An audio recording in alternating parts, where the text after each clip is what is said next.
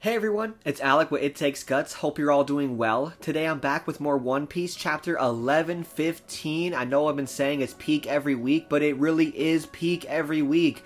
Or like every 2 weeks when break happens. But there's no break next week, so I'm hoping for nothing but peak next week as well. But let's get into this chapter. We got more Elder Star crazy shenanigans, more Void Century lore that Vegapunk's just dropping left and right. So, man, these chapters are getting exciting. Let's get into this. Off rip, we're still doing the cover story with Yamato on Wano, and I find it funny that we transition to the first page of the chapter on Wano with Momonosuke talking about his Joy Boy findings and how he's relating to what Vegapunk's talking about and wondering about what that means in Oden's journal. So I feel like Momonosuke is one of those people like who really knows things because he read Oden's journal. So I'm always like, what does he got to say about this? Because I feel like he has a good voice to at least say something in the realm of what's happening or can relate to this in some regards. So I always like seeing that.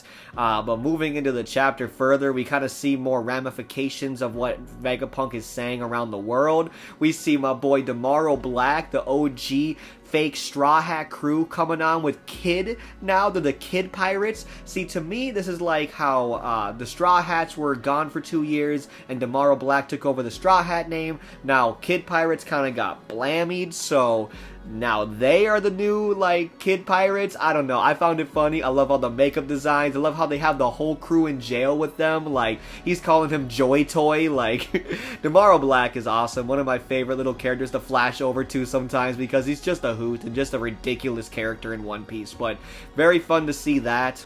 I gotta give a quick shout out to my homie Nas Juro because he's putting in work. I don't know what the other Elder Stars are doing. They're kind of like maybe getting paid bi-weekly or something, but that man's putting in work every time he's on panel. When he cut the whole top of the Labo phase off and like all the different CP agents are falling and stuff, and he cuts the top of the ship's like head in that panel, like that is, I don't know. We've seen feats of Law slicing open Caesar's laboratory and Zoro cutting off the horn of Onigashima. Like, we've seen some crazy sword slices, but this is like up there to me. I mean, it looks like, everyone's talking about Mihawk on Marineford with the iceberg, like stuff of that nature, which is crazy. But like, gotta shout out quick my boy Nas Juro really putting on for the Elder Stars and sword people in general. Gotta give it for the sword people. I want to flash over to Stussy and Kaku real quick because now that Stussy is kind of, understanding that Vegapunk's gone and the Straw Hats are kind of getting onto their way, she's kind of like, what do I do?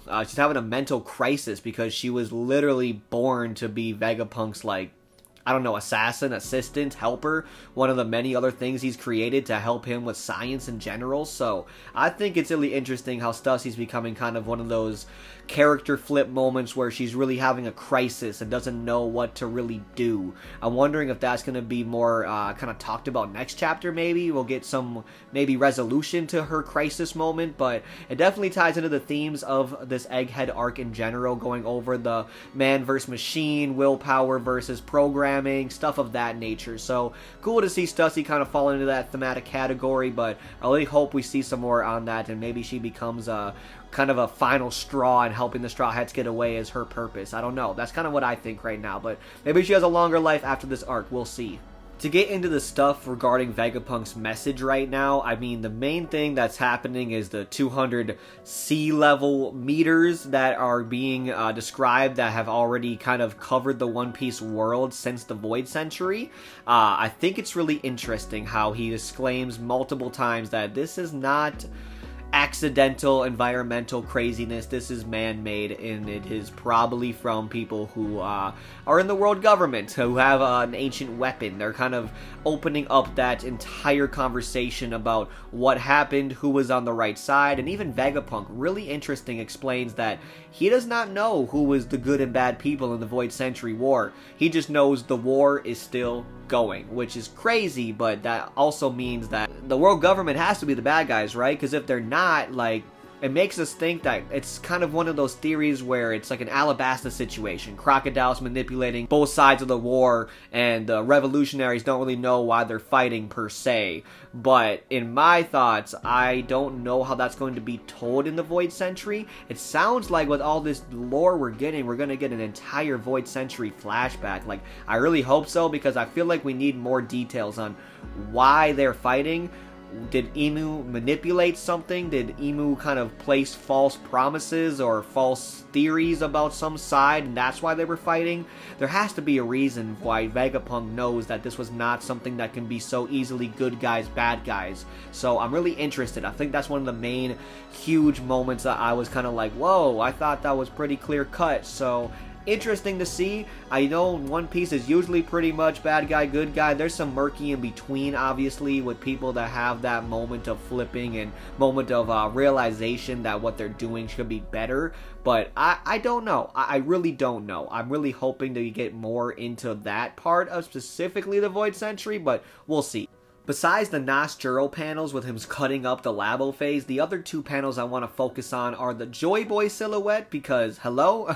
That's crazy. We have a Joy Boy silhouette. I'm pretty sure it's a Joy Boy silhouette at least. I mean, it just looks like Luffy Gear 5, but I guess that's Joy Boy, so interesting to see. We don't really get a size comparison. I know there's many theories about Joy Boy being a buccaneer or a giant, but we don't really get to see that really there, so he's still hiding that kind of stuff, but regardless, really cool to see the first silhouette, more or less, of Joy Boy. The other panel that caught my attention was where Oda shows the underwater ancient ruins or ancient kingdom, maybe? I'm not really sure. Basically, the old civilization that is sunk under 200 meters of seawater. And what kind of confuses me is, of course, I'm not the only one asking this, how are the fishmen not able to find that, right? Like, I don't think it's like an egregious plot hole by Oda, but it makes me wonder, how have the fishmen not been able to disclose this information to other people? Like, this has to be something that they have noticed and definitely felt because they're underwater. Like, did the world government, like, somehow, like, brainwash them or confuse them about this event, that it was something different and not a cataclysmic like ancient weapon situation? I don't really know how they're going to explain that one away, because the fishmen are so tied to slavery, Mary Joie, Noah's Ark, Joy Boy, Poseidon, ancient weapons. Like, there's a lot of stuff tied to the fishmen, and I just don't know how they would not know that the world's been sinking.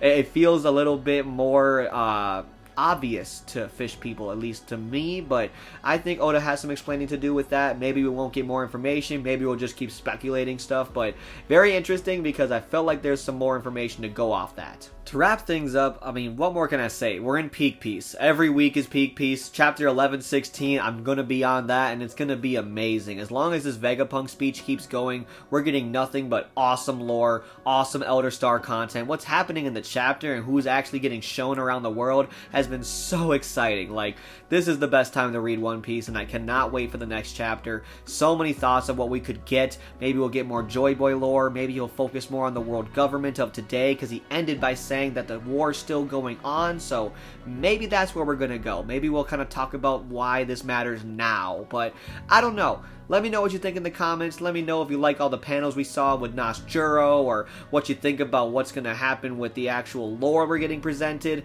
I don't know. There's a lot of things to think about, a lot of ways this could go right now. I mean, the message could still be stopped.